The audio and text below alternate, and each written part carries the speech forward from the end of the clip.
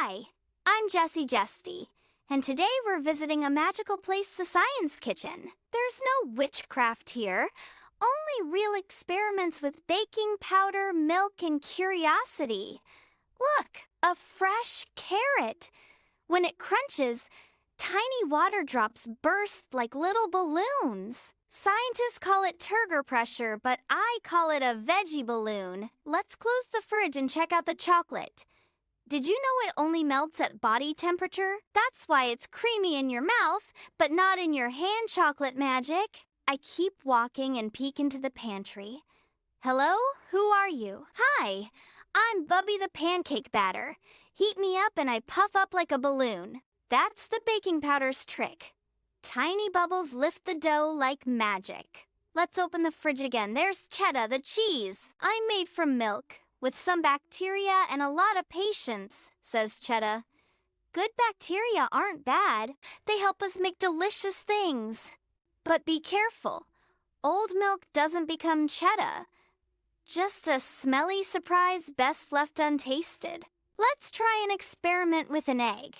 Drop it into water, it sinks. But if you add salt, wow! The egg floats like a tiny boat. That's the magic of density. Salt water holds things better than plain water. Hear that sound? Pop! Something just burst in the pan. It's Poppy the popcorn. There's steam inside each little kernel. When it heats up, the shell bursts open like a flour popcorn explosion. Popcorn is not just yummy, it's a scientific surprise full of steam and popping power. Now let's explore the world of bread. Did you know bread is alive before baking? Yeast eats sugar and creates bubbles, real dough inflators. Bubbles get trapped in the dough, making it soft like little balloons in every slice. Back to water, what happens when we freeze it? It becomes ice. And what does ice do in water? It floats because solid water is lighter than liquid. It's the only material that does this. That's why ice floats in your drink. Boil water and it becomes steam. Freeze it and it turns to ice. 3 forms. 1 element water is like a real wizard. Let's look at steam. Pour hot tea into a cold glass and watch the fog. That's homemade meteorology who needs a weather report with a mug of tea. Back to the pantry, something new is waiting. A lemon. Lemons are acidic, and when they meet baking soda, they fizz like a mini volcano. You can make lava eruptions too. Just add water and a plate. When acid and base meet, it's always a show and totally safe if done right. Let's grab an apple.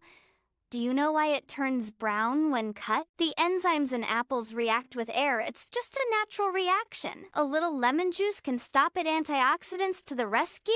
See?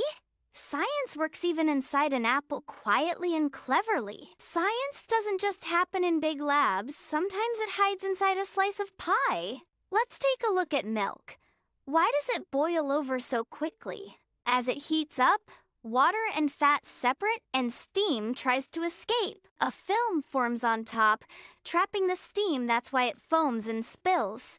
Open the freezer, you'll find ice cubes, and maybe an old banana. Frozen fruit tastes different. Ice crystals burst the cell walls. That's why it turns mushy when it thaws. Freezer science. JessyJesty grabs vinegar and baking soda. Bo! A chemical magic show begins. A bit of vinegar, a spoon of soda. It bubbles and fizzes, a perfect kid-friendly experiment. This reaction makes carbon dioxide just like yeast does in bread. Look, you can inflate a balloon with it. Science or magic? Both. Science hides everywhere in the kitchen, in apples, in bread, even in whisks. If you're curious, you can discover something new every day at home. JessyJesty learned so much today, and so did you. You're now a little kitchen scientist. Next time, a new adventure awaits, maybe to the land of fruits. Until then, keep asking, testing, and observing. That's the secret of science. JessyJesty is always here when you want to learn, play, or just smile. See you next time, and remember, every bite can hold a drop of magic.